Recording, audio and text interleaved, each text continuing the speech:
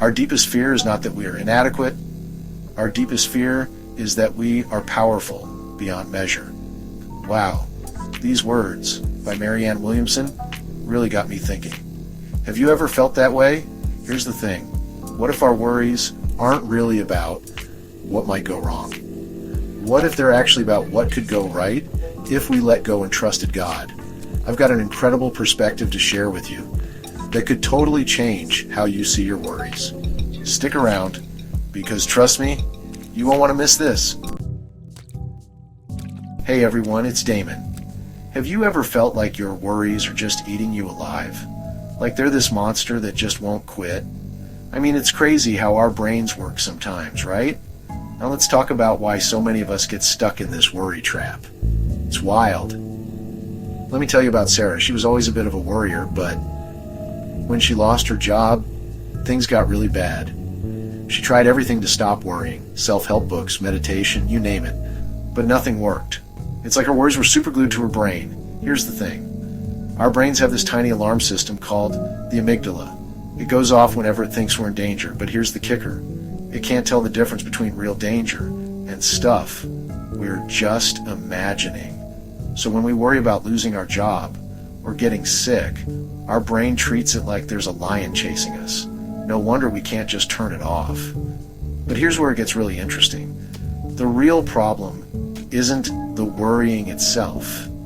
It's our attempts to control it. It's like quicksand. The more we struggle, the deeper we sink. When we try to force ourselves to stop worrying, we're actually telling our brain, hey, this is super important. We need to keep thinking about it. So, what's the way out of this mess? It's probably not what you're expecting. Instead of trying to control our worries, what if we just let them be there? I know, it sounds crazy, but hear me out. There's this thing called acceptance. It's not about giving up or saying your worries are okay. It's about acknowledging that they're there without getting all tangled up in them. It's like saying, yep, that's a worry, it's there, but I don't have to do anything about it right now. And here's the real kicker. When we stop trying to fight our worries, they often start to lose their power over us. It's like they get bored when we're not giving them attention and just fade away. How cool is that? But I get it, this acceptance thing isn't easy. It takes practice. And that's where faith comes in. When we bring our worries to God, we're not just dumping them and running away. We're saying, hey, I trust you with this. I don't have to carry it alone. It's like what it says in 1 Peter chapter 5, verse 7, cast all your anxiety on him because he cares for you. That's not just a nice saying. It's an invitation to freedom. When we hand our worries over to God, we're not ignoring them. We're putting them in way more capable hands than our own. And you know what's really amazing? When we start doing this, we often find that our worries don't have the same grip on us anymore. It's like we found a secret escape hatch from the worry trap. Alright, are you ready for something that might blow your mind? We've been talking about worries and how to deal with them, but now I'm going to share something that's going to turn everything upside down. What if I told you that the key to beating worry isn't about fighting harder, but about letting go? I know it sounds crazy, right? But let me tell you about Mike. This guy was the ultimate control freak. His life was a mess of schedules, to-do lists, and constant stress. He thought he was managing things, but he was falling apart. His relationships were suffering, his health was taking a hit, and he couldn't remember the last time he actually enjoyed life. Then one day, Mike heard something that changed everything. Our deepest fear is not that we are inadequate. Our deepest fear is that we are powerful beyond measure. It hit him like a ton of bricks. What if his worries weren't really about what might go wrong? What if they were about what could happen if you let go and trusted God? This is where things get really interesting. There's this concept in Christian theology called surrender. And no, it's not about giving up. It's about something way more powerful. It's like switching from a strenuous tug of war to letting the current carry you. Think about it like this. When we're constantly trying to control everything, we're basically saying, God, I've got this. I don't need your help. But What if we flip that around? What if we said, God, I trust you, I'm going to let go and let you take care of this? There's this amazing prayer called the Surrender Novena. It's got this line that goes, "Oh Jesus, I surrender myself to you. Take care of everything." Can you imagine how freeing that would be? To just hand over all your worries to God and trust that He's got it under control? But here's the thing. Surrender isn't a one-time deal. It's something we have to practice every day. Even Jesus struggled with it. Remember when He was in the Garden of Gethsemane? He prayed, "Not my will, but yours be done." That's surrender right there, at its most powerful and most challenging. When we start practicing surrender, something amazing happens. Our worries start to lose their grip on us.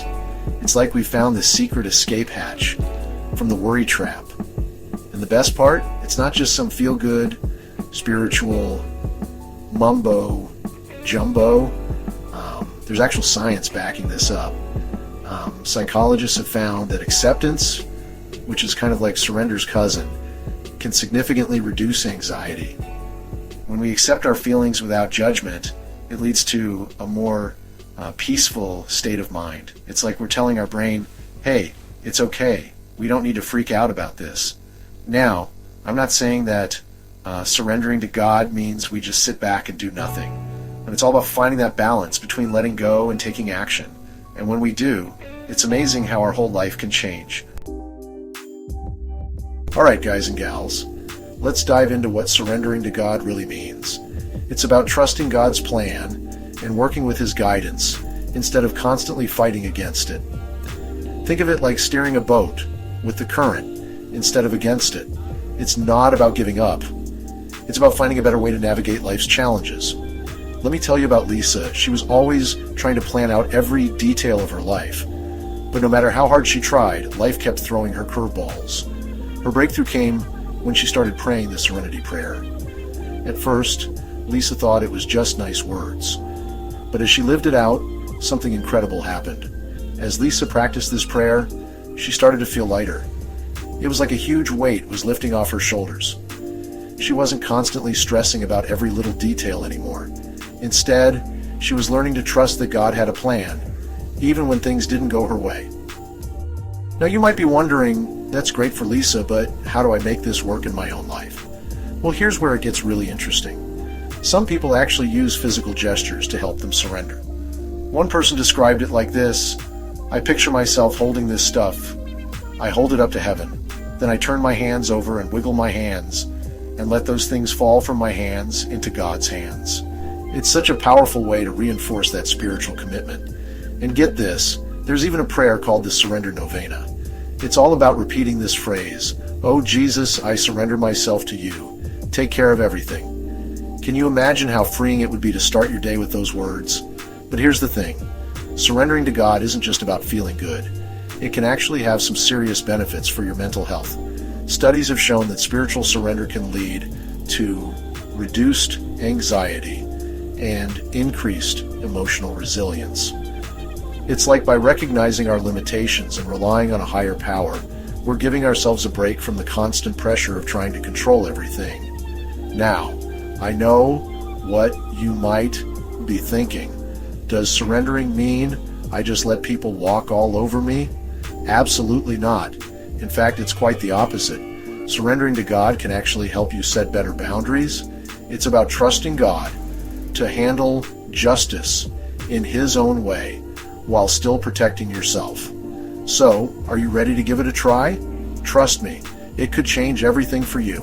Stick around, because we're about to get even more practical with some amazing tips on how to incorporate surrender into your daily life. Alright, let's get real for a second. You know how we've been talking about surrendering our worries to God? Well, it's time to get down to the nitty-gritty. How do we actually do this in our everyday lives? I've got some practical steps for you, and trust me, they might surprise you. Let's break it down. 1. Prayer. But not just any prayer. I'm talking about raw, honest conversations with God. It's like talking to your best friend, except this friend has the power to move mountains. Remember when David poured out his heart in the Psalms? That's the kind of honesty I'm talking about.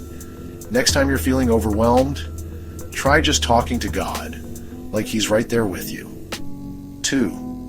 Write it down. Grab a pen and paper and jot down everything that's bothering you. Is it that big project at work? Your kid's report card? The car making that weird noise? Once you've got it all out, go through each worry and ask, is this something I can control? You might be surprised how many things are out of your hands. Those are perfect for surrendering to God. 3. Challenge your thoughts. You know that voice always predicting doom and gloom? It's time to talk back to it. Replace those anxious thoughts with faith-based truths. It's like rewiring your brain to trust God more. 4. Community support. Sharing your struggles with others isn't just about venting. It's about reinforcing your faith. When you're surrounded by people also trying to trust God more, it's like you're all holding each other up. Here's the thing, this isn't a one-and-done deal. It's more like exercising a muscle. You've got to do it consistently, day after day. It might feel awkward at first, but stick with it. The more you practice turning your worries over to God, the more natural it becomes. And you know what's amazing? As you keep at it, something starts to change. You might not notice it right away, but gradually you'll start to feel different. It's like this peace sneaks up on you, even when life is going crazy all around you. And let me tell you, it's a peace that doesn't make any logical sense. It's the kind of peace that can only come from truly trusting in something bigger than yourself. But I get it. You might be thinking, that all sounds great, but what about when things get really tough? What about when life occurs you a curveball that you never saw coming? Well, that's exactly what we're going to tackle next. Because let's face it, life isn't always smooth sailing, even when we're trying our best to trust God. So stick around, because we're about to dive into how to hold on to your faith when everything seems to be falling apart. You know what's incredible? Handing our worries over to God transforms our entire way of living. Research shows that people who pray and practice their faith feel less anxious and more content overall. It's like finding a secret wellspring of peace. Here's my challenge to you. Try surrendering just one worry to God today. See what happens. You might be amazed at the transformation. I heard about someone who did this and found a sense of peace they'd never experienced before. Remember, you're not alone on this journey. God's got your back, and so do we. Your breakthrough might be just around the corner. Are you ready to take that step? Share your experience in the comments. We're all in this together. Stay blessed by the best.